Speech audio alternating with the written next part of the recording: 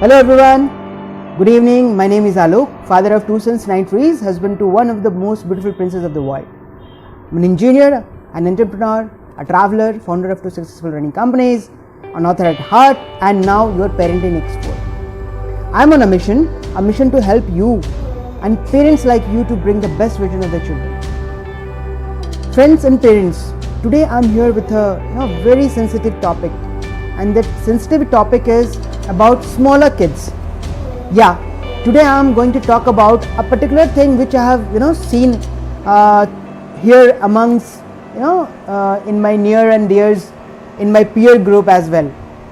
Today, as a parent, I have already told you and I have discussed it several times, like we try to feed our children whatever they want. We try to bring them, we buy them, we bring them and give them, right? What has happened in the course of upbringing your children who are in the age group of, I would say, 5 around 4 to 6 or 7, they are very hesitative in terms of, and they are very selective in terms of their eating habits, right? And we as a parent, we tend to see whatever they want to eat, we try to bring them and give it to them. The same thing happened to me. Yes friends, this is my own story. My youngest son, he is now 10 years of age.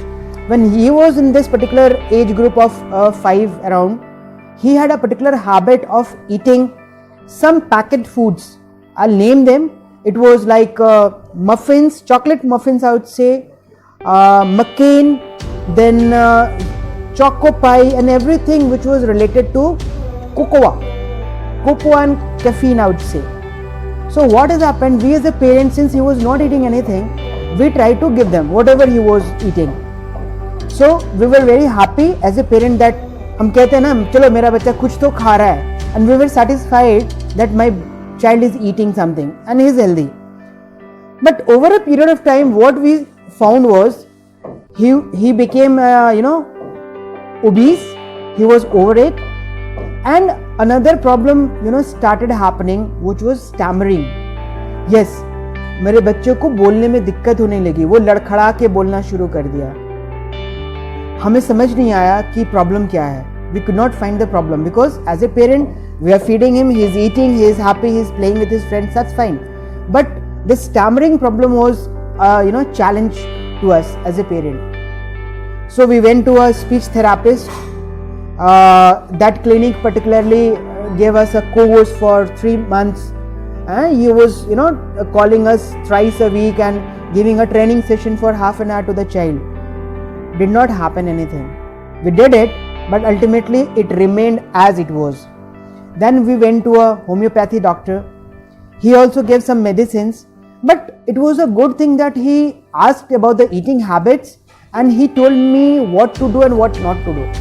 So friends, this is a very important message for all the parents of that particular age group, that please don't give your children this product which are related to cocoa and caffeines, right?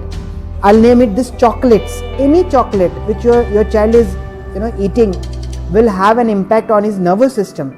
Yes, and because of a minor breakdown in the nervous system, he starts stammering. The coordination between the mind and the tongue goes off, right?